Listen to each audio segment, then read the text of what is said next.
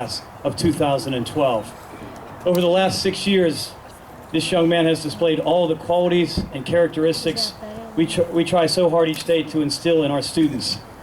Because of his dedication to his studies and to Riverview, he has had numerous notable achievements. You may remember him as the scary beast in Beauty and the Beast, or maybe the funny pseudolus in A Funny Thing Happened on the Way to the Forum. Perhaps you tuned in to catch him on TV being interviewed in Washington, D.C. as one of only 2 seniors from Pennsylvania to be chosen to participate in an experience with the United States Senate.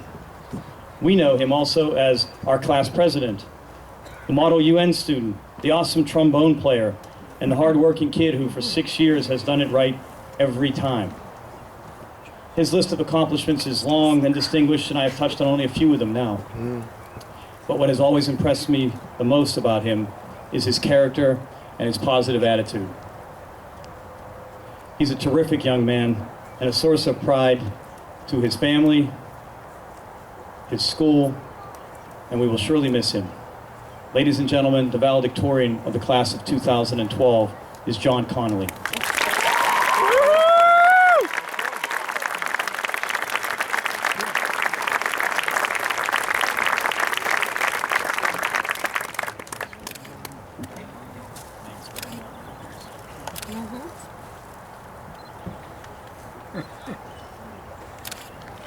Carry an extra copy with me.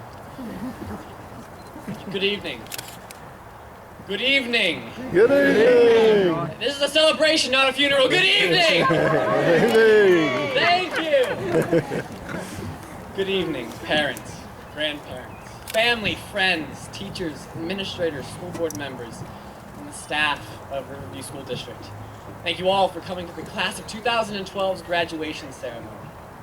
Before I begin, I need to thank retiring Superintendent Dr. Chuck Jack for giving me the inspiration to look up this poem, because I feel that Robert Hastings' The Station really brings to light how we view our path through life, and how it might not be how fate tends to work. So anyway, somewhere, tucked away in our subconscious minds is an idyllic vision. We see ourselves on a long journey that spans an entire continent. We're traveling by train.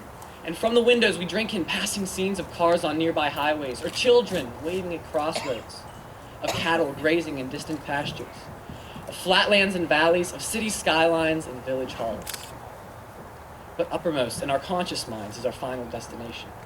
For at a certain hour and on a given day, our train will finally pull into the station with bells ringing, flags waving, and bands playing. And when that day comes, so many wonderful dreams will come true. Senior class of 2012, we have restlessly paced up and down the aisles, counting the miles until we've reached the station, desiring the relief of finally reaching that endpoint. However, I'm here today to tell you that although there are bells ringing, flags waving, and bands playing today, this is not the station. It is merely a graduation ceremony, marking the end of the first part of our exciting journey. Because sooner or later, we must all realize that there is no station in life, no stopping point. We must enjoy the trip, because that is where joy is truly found. Interacting with people, friends, family, peers, and pupils, and having experiences that are only possible when in limbo between the start and end point, that first and last station. As I look at the hundreds of people who have interacted with all of us in one way or another along the early stages of our trip, sitting here, some soaked, just waiting to watch their son, daughter, friend, cousin, sister, or brother walk across the stage, I cannot help but be humbled by the sheer amount of support that you guys provide. Your presence here just exemplifies how many people have cared for us, looked out for us, and woven a web of support that we could rely on as we learned our place in this large and sometimes unfamiliar world. I can say with confidence that your support is the most significant and influential force that has ever pushed us kids to achieve and become the men and women we are today. And I understand that it's not easy. I understand that sometimes it's frustrating to have to deal with the hassles, fight the battles, and wage war against that stubborn teenage psyche. But I beg of you, continue doing it. Look at us. Look at what we have accomplished. We owe so many thanks to all of you here today.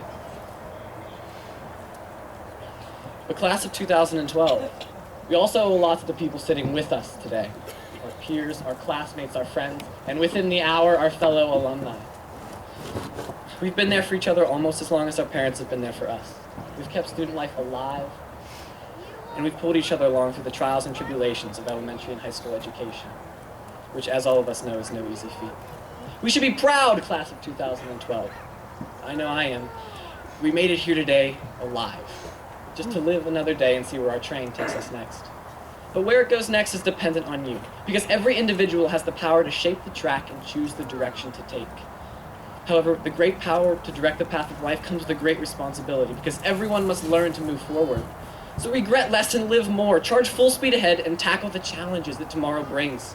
Find the reason to love who you are and what you will become, so that when the station finally arrives, you will have traveled on a journey so momentous that you can relive your well-lived life again and again for the rest of eternity. So stop pacing the aisles and counting the miles, and make the trip as worthwhile as it can be. You might understand how you feel now, but imagine 60 years from today, the life you will have lived, the paths you will have taken. What will the journey have meant to an experienced mind like yours?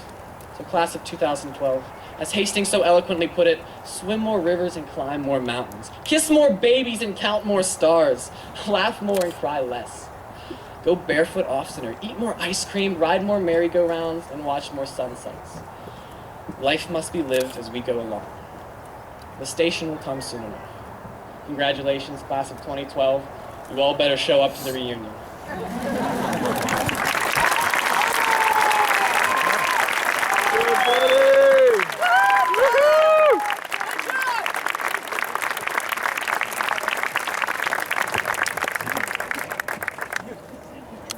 Once again, the senior members of our chorus